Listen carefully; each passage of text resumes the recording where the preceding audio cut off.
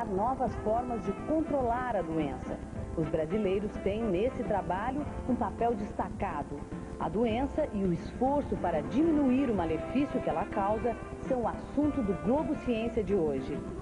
A equipe do Globo Ciência foi à Amazônia mostrar o mais completo projeto de pesquisa sobre a doença em curso no país. Porchuelo fica a 40 minutos de barco de Porto Velho, pelo rio, descendo o Rio Madeira. É um povoado pequeno que fica na margem direita do rio, com apenas 200 habitantes. A reportagem está no final da edição. No primeiro bloco, você vai conhecer a história e o mapa da incidência da malária. Os cientistas envolvidos no projeto de pesquisa. Vai ver o mosquito que transmite o parasita causador da malária e saber como ele provoca a doença nos seres humanos. Metade da população do mundo vive em áreas tropicais infectadas pela malária. O continente mais atingido é a África. Fora de lá, os países onde há mais gente com malária são o Brasil e a Índia. Na reportagem que começa agora, saiba quantos cientistas já lutaram para acabar com ela e como demoramos para descobrir como a malária se transmite e por que é tão difícil dominá-la. Hipócrates, o pai da medicina, foi o primeiro cientista a descrever a malária. No século V a.C., ele notou que uma febre periódica ligada à presença de águas paradas, em sua forma mais grave, podia matar o doente. Naquele tempo, a doença existia em todo o mundo habitado. Ela chegou ao nosso continente com os conquistadores europeus. E aqui descobriu-se o primeiro remédio eficaz para combatê-la, o quinino. Em 1880, o francês Laveran conseguiu pela primeira vez identificar o plasmódio, parasita que causa a doença. Menos de 20 anos depois, o médico britânico Ronald Ross associou a transmissão do plasmódio ao mosquito anófeles. Até os anos 50, este era o mapa da incidência da malária. O uso em massa do inseticida DDT, a partir de 1955, controlou a doença no Mediterrâneo, na maior parte da Europa, nos Estados Unidos. A malária desapareceu das grandes cidades.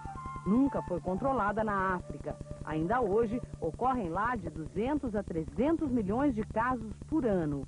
No Brasil, a incidência caiu de 6 milhões de doentes por ano no início do século para 50 mil até a década de 60. Depois, começou a preocupar novamente. A partir dos anos 80, na Amazônia, registraram-se em média 500 mil casos com 10 mil mortes. Quem morre de malária é por falta de assistência médica. Sob tratamento, a doença quase sempre pode ser curada. O retorno da doença fez aumentar a preocupação da ciência com o combate à malária, que é uma das prioridades da Organização Mundial de Saúde. Em 1986, 2 pesquisadores brasileiros, um na França, outro no Brasil, decidiram montar um projeto de pesquisa multidisciplinar para investigar a fundo a epidemia no país. Conheça a seguir o projeto e os pesquisadores. O projeto de pesquisa que você vai conhecer no final desta edição começou a ser implantado em 1989. É um projeto de colaboração que envolve o Instituto Pasteur francês, a Universidade de São Paulo, a Organização Mundial de Saúde e a Secretaria da Saúde de Rondônia. Os objetivos são ambiciosos: estudar com profundidade quais são as principais vítimas da malária no estado, verificar como a incidência da doença se transforma de acordo com o lugar em que as pessoas moram e com as condições do clima. Recolher sangue da população para estudar em laboratório o parasita causador da doença e explicar detalhes ainda não completamente entendidos. Analisar a resposta do sistema de defesa humana à presença do micro-organismo. O projeto vai custar $600 mil até 95 e resultar em métodos mais eficientes de prevenção da doença, específicos para a Amazônia. Um estudo similar está sendo feito no Senegal, na África Ocidental. Os resultados serão comparados. A razão de nós conjugarmos os dois estudos é que as malárias nas duas regiões são completamente diferentes. A malária na África, por exemplo, no Senegal, ela é hiperendêmica. Isso quer dizer que a qualquer momento que se examine uma determinada população, você tem uma alta percentagem dos indivíduos, entre 80% e 90%, com o parasita no sangue. Além disso, na África, a malária é um nesses pacientes, ela é praticamente oligossintomática, quer dizer, tem poucos sintomas. O sujeito não manifesta a doença, porque ele se acostumou desde criança com infecções repetidas e muito frequentes, ele tem uma espécie de uma proteção, pelo menos na manifestação dos sintomas da doença. O professor Ernei Camargo, do Instituto de Ciências Biomédicas da USP, idealizou o projeto ao lado de outro importante parasitologista brasileiro, o professor Luiz Hildebrando Pereira da Silva, que chefia a pesquisa para a obtenção de uma vacina para a malária no Instituto Pasteur de Paris. Luiz Hildebrando, apesar de viver no exterior há 30 anos, não quer perder contato com a realidade do povo brasileiro. Atualmente, eu tenho uma possibilidade de integrar a minha atividade no Instituto Pasteur com uma atividade no Brasil. Desde que eu trabalho em malária, eu tenho conseguido realizar uma integração da minha atividade de pesquisa com uma atividade de pesquisa que se faz também no país, em colaboração com a Universidade de São Paulo e com a Secretaria de Saúde da Rondônia, em Porto Velho. Então, essa minha posição e a minha situação de pastor, de trabalhador do Instituto Pasteur, me permite trabalhar no Brasil. Essa é uma certa vantagem.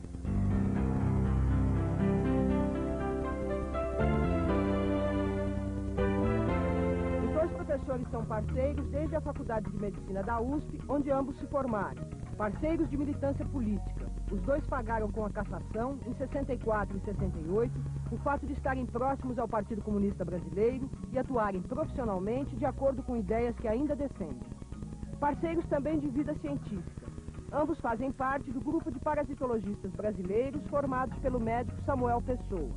Nas décadas de 30, 40 e 50, o professor Samuel foi catedrático da USP.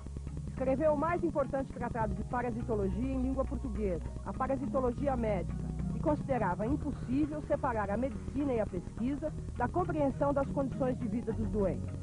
O professor Samuel Pessoa morreu em 76, mas espalhou alunos talentosos por toda a parte.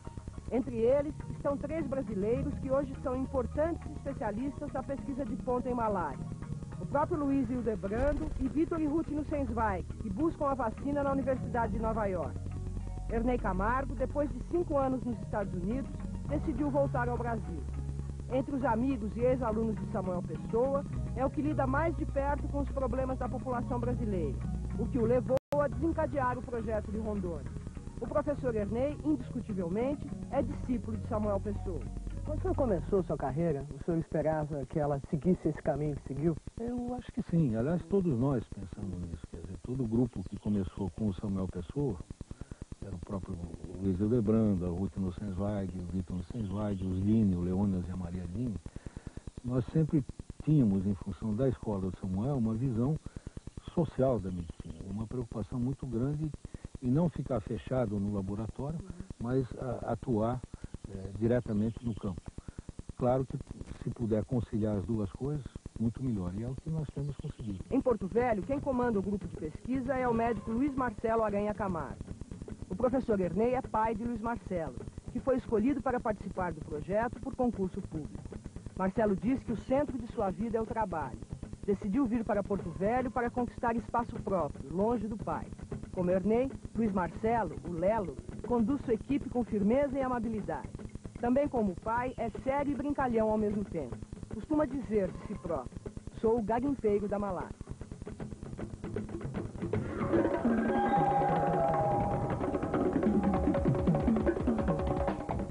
A malária é transmitida ao homem pela picada de mosquitos do gênero Anopheles infectados por um parasita, o plasmódio. Existem 4 espécies de plasmódio, que é um protozoário.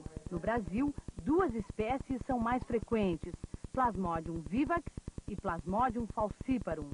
Só a fêmea do mosquito se alimenta de sangue. Ela tem a boca especialmente adaptada para penetrar na pele, atingir os vasos capilares e sugar o sangue. Enquanto suga, o mosquito injeta uma substância para evitar que o sangue coagule. Junto com o anticoagulante, entra o plasmódio. É assim que o inseto infectado transmite a malária. O plasmódio entra na corrente sanguínea em sua forma infectante, o esporozoíto. O esporozoíto permanece na corrente sanguínea por aproximadamente 30 minutos até se alojar no fígado, onde fica incubado de 9 a 30 dias. Com a infecção, os primeiros sintomas aparecem: desânimo e falta de apetite. O ciclo continua. Nas células do fígado, o esporozoito se multiplica, produzindo os merozoitos, que rompem as células, retornam ao sangue e invadem os glóbulos vermelhos. Neles, os merozoitos completam o seu desenvolvimento, originando as formas adultas, os trofozoitos. Neste estágio, há uma nova multiplicação dos parasitas que rompem os glóbulos vermelhos infectados e invadem outros sadios. É durante este processo que ocorre a intervalos regulares que acontecem os acessos maláricos. O doente tem febres altas, suores e calafrios. O fígado e o baço aumentam de volume. Os acessos se repetem diariamente ou de 2 em 2 dias, conforme o amadurecimento de cada geração de parasitas e o rompimento dos glóbulos vermelhos. Não se sabe ainda o que causa os acessos de tremedeira. Se a infecção for pelo Plasmodium falciparum e não for tratada, a pessoa pode até morrer.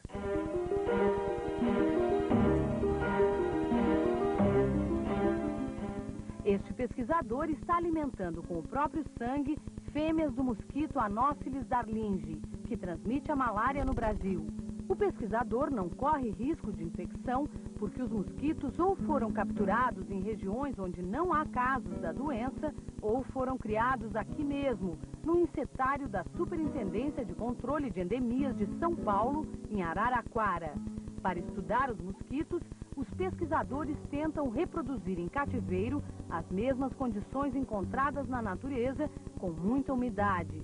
O Anopheles procria em águas calmas e sombreadas, como as de lagoas e remansos de rios.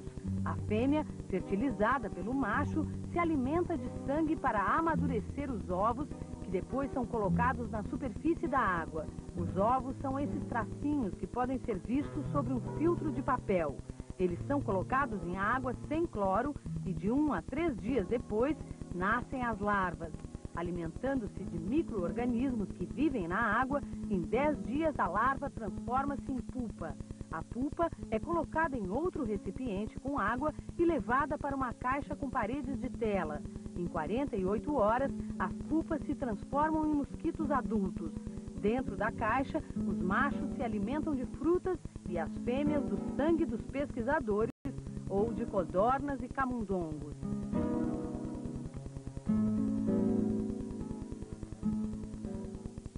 Uma boa notícia. Uma vacina contra a malária criada pelo médico colombiano Manuel Patarroios acaba de ser testada com sucesso em crianças africanas. A mesma vacina, testada em Rondônia, não se mostrou eficaz.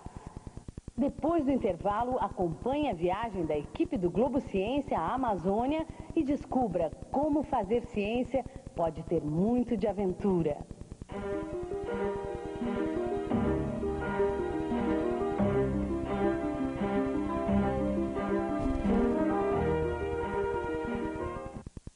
Casa, apartamento, escritório, galpão, terreno, o melhor guia semanal.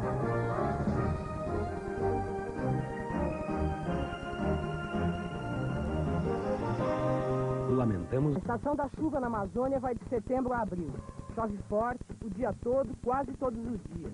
Melhor para quem vive aqui, na cidade, no garimpo ou na fazenda. Quanto mais chuva, menos mosquito da malária. E menos malária. É tempo de pouca malária, mas mesmo assim existem doentes à procura de atendimento aqui no Semetron, Centro de Medicina Tropical de Rondônia, em Porto Velho. O Semetron pertence à Secretaria da Saúde do Estado e é a sede do Grupo de Pesquisa de Malária. Aqui em Rondônia, o grupo conta com laboratório, centro de processamento de dados e 5 médicos. Eles cuidam de quem procura o hospital e analisam os dados que obtêm em campo. Esta é uma das salas do Centro de Medicina Tropical de Rondônia, onde os pesquisadores do projeto da malária ficam sediados quando estão em Porto Velho. O Getúlio, esse rapaz, está com suspeita de ter malária e por isso procurou o hospital. E o Dr. Luiz Marcelo vai atendê-lo. O que vai acontecer durante essa consulta é parecido com o que acontece em campo, quando o Dr. Luiz Marcelo e os outros pesquisadores estão estudando a epidemiologia da malária. Quanto tempo você se encontra em Rondônia? 9 anos. 9 anos. Quantas malárias na sua vida inteira? 3. Em 1988, Rondônia concentrou metade de todos os casos de malária que aconteceram no Brasil. Foram 280 mil pessoas doentes, o número máximo desde a década de 60. A explosão da doença aconteceu junto com a explosão da migração. A população de Rondônia passou de 113 mil habitantes em 70 para 1.200.000 em 1992. As pessoas se mudaram para cá, atraídas por terras cedidas pelo governo na década de 70 e pelo garimpo de ouro e de cassiterita nos anos 80. Os pesquisadores querem entender bem por que a malária aumentou tanto na Amazônia e principalmente aqui no estado. Por isso, escolheram alguns núcleos populacionais típicos para estudar em profundidade. Um deles é a Fazenda Urupá, que explora a madeira da floresta. Professor, por que os senhores escolheram essa região para estudar a malária na Amazônia? Falar em malária na Amazônia é, de certa forma, uma super simplificação.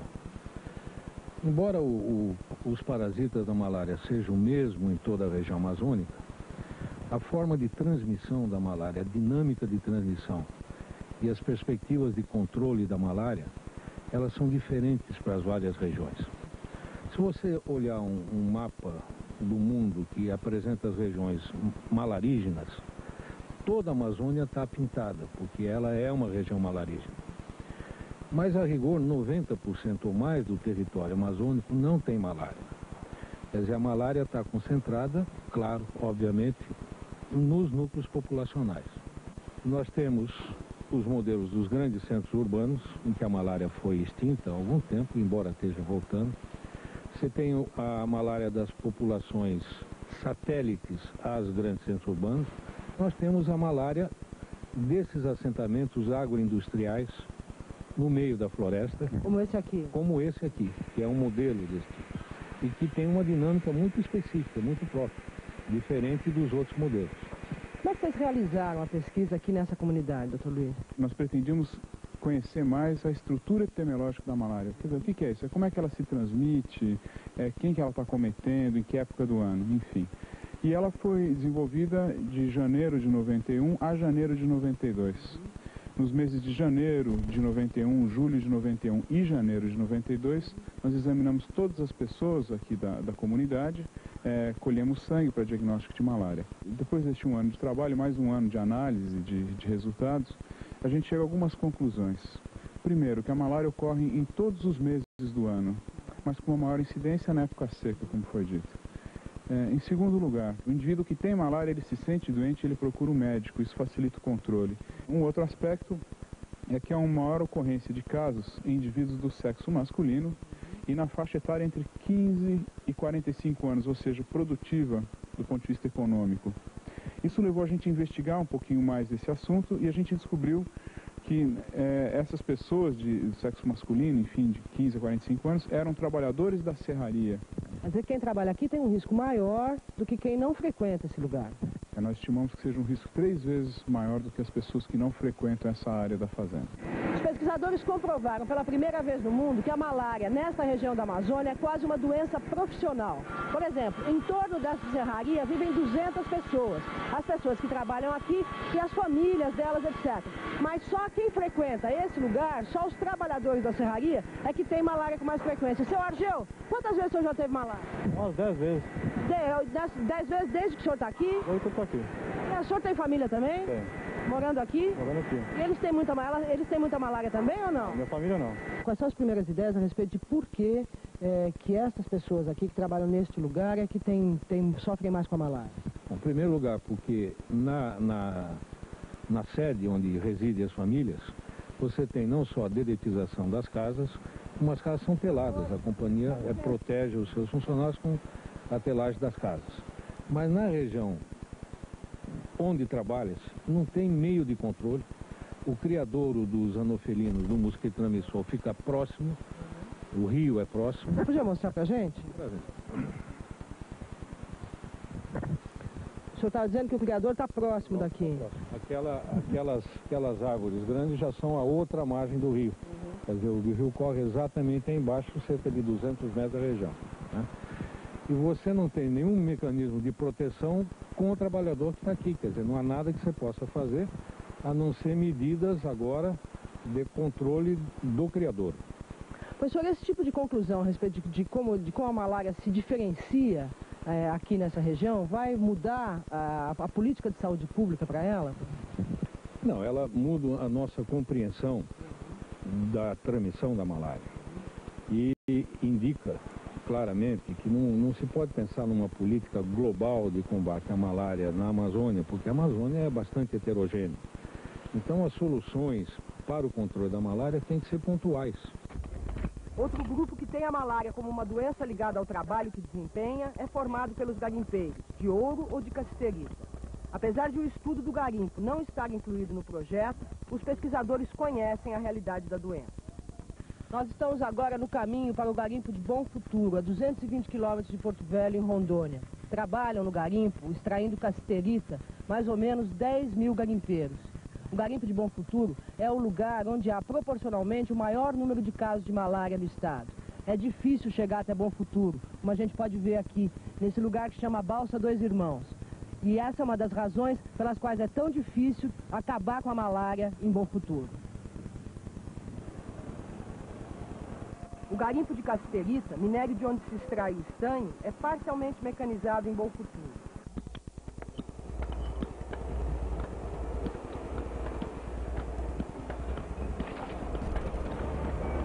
A escavadeira passa e os homens disputam com ela o minério que sobra no barranco.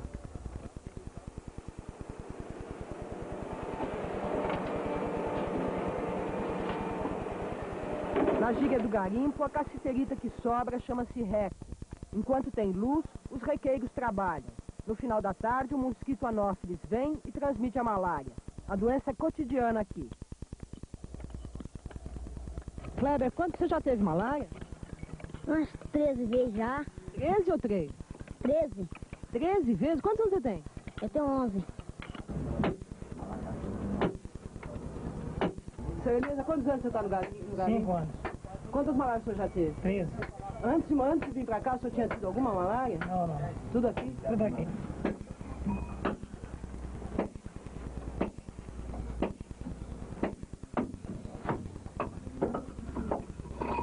Seu João, quantas malárias o senhor teve? 24. 24 malárias. Desde quando o senhor está? Só aqui no garimpo? É, tudo aqui do garimpo. Este lugar onde o Dr. Luiz Marcelo e eu estamos sentados é um dos bares da Corrutela de Vila Rica, que é uma das povoações que se formaram em torno da extração de cassiterita aqui no garimpo Bom Futuro. O Dr. Luiz Marcelo também estudou como é que é a malária aqui. Doutor, foram os garimpeiros que trouxeram a malária para Rondônia, é verdade isso? Não se pode afirmar isso aí. Na verdade, o que houve aqui, a partir de 1987, com o início das atividades aqui e o aumento das atividades do garimpo de ouro, a gente observou um aumento muito grande no número de casos de malária em Rondônia. O que nas condições de vida do garimpo faz aumentar o número de casos de malária? Na realidade, são vários fatores, né? Eu vou citar alguns mais importantes.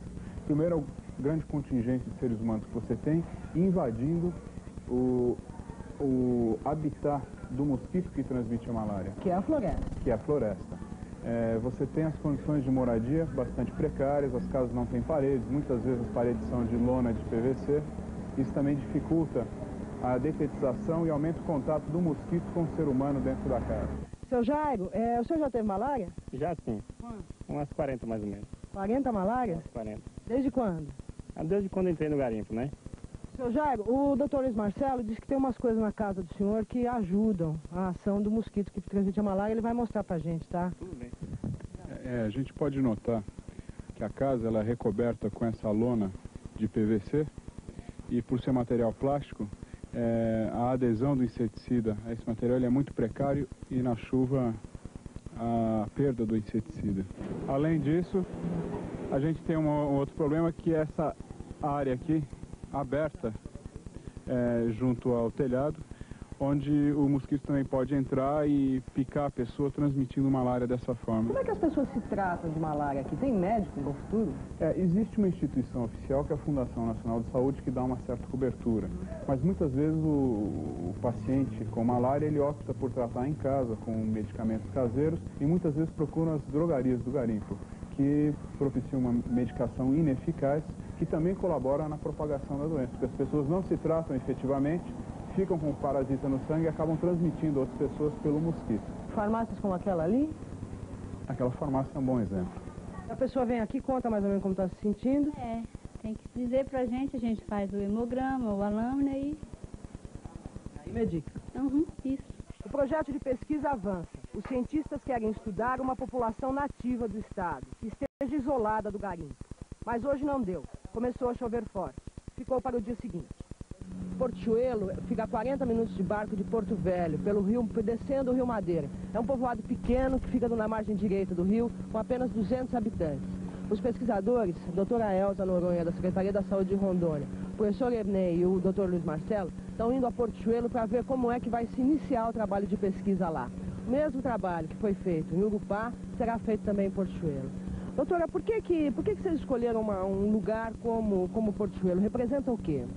Porque Portiuelo representa uma população nativa, então a ideia é a gente estudar como a malária ela se comporta, epidemiologicamente, ela se comporta numa população nativa. No caminho, uma fofoca. Fofoca é o nome dado a essas dragas todas juntas, que retiram a areia do fundo do rio para separar o ouro de aluvião. Onde tem fofoca, tem malária. Chegamos. A voadeira encosta no barranco. Porto Chuelo é este lugarejo. Dá um intervalinho para as crianças. Isso aí, eu vou dar um intervalo. Seu João é o professor das crianças e líder da comunidade. Eu já conversei com a população do Porto Chuelo e foi bem aceito. Seu João, o senhor nota que tem mais malária aqui em que período do ano? No inverno. No inverno. É o período da chuva, período da chuva. Tá. E é muito, a incidência é muito maior? É maior. Bem maior do que no verão, quando o tempo está seco. Tá. Agora, isso aí não é o comum, né? O que pode estar causando isso?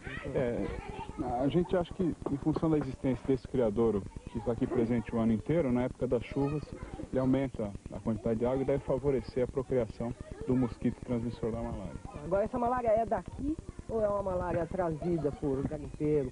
Isso é o que nós queremos ver. Se você tem reservatórios humanos naturais na população, como é Vivax, né? É possível que você tenha reservatórios humanos na população que por um certo período não manifesta a doença. Ou então se é uma malária importada. Isso é um dos objetivos da pesquisa. No alagado, os pesquisadores de fato encontraram larvas e pupas do mosquito anófilo. Um é uma bolinha e outro é uma vírgula. Seu João, o consultório, então, do pessoal vai funcionar aqui nessa casa? Vai funcionar aqui nos fundos da escola do Martins. Esse predinho é o da escola? O senhor dá aula na frente? Dou aula na frente. E aqui vai ser o consultório. Doutora Elza, quanto tempo a senhora acha que a senhora vai gastar, vamos dizer, aqui em Portiuelo? Quantas vezes por semana ou quantas vezes por mês que a senhora vai vir? Inicialmente, o atendimento médico será realizado 2 vezes por semana e a parte da pesquisa nós vamos programar ainda. Por que o senhor tem essa preocupação de fazer, ao mesmo tempo que está estudando a população, fazer um atendimento médico? Porque o atendimento médico ele é uma forma que nós temos de dar um retorno à comunidade, né, uma vez que a assistência médica é precária na região. Professor, agora não é difícil trabalhar nas condições que a Amazônia dá? As condições que você tem podido observar as condições de trabalho são difíceis. Mas nós temos tido um apoio decisivo da Secretaria de Saúde da Rondônia, da Fundação Nacional de Saúde e do próprio Semetron. É só o trabalho de campo, professor, o projeto de pesquisa ou tem mais?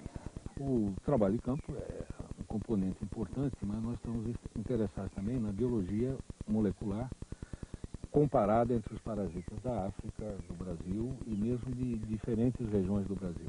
Isso é fundamental para você começar a entender melhor a biologia do plasmódio. Né? Como é que tudo isso se liga com a vacina que está sendo tentada no Instituto Pasteur, professor? A vacina não é exatamente um objetivo nosso, do Grupo de São Paulo, mas é das metas do Grupo do Pasteur. E para que você chegue a uma vacina eventualmente, você tem que conhecer muito bem como é a resposta do indivíduo aos vários antígenos do parasita. E um dos segmentos do nosso projeto é exatamente ver como é que os indivíduos, como é que a população local responde aos diferentes antígenos do plasmódio. O que o senhor acha que é o perfil do bom pesquisador no Brasil? É o que faz pesquisa direito.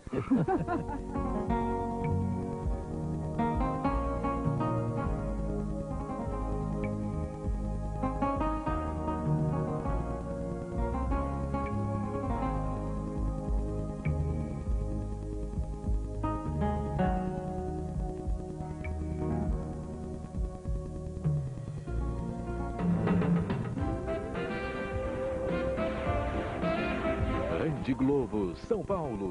Assista agora Globo Ecologia, classificação livre.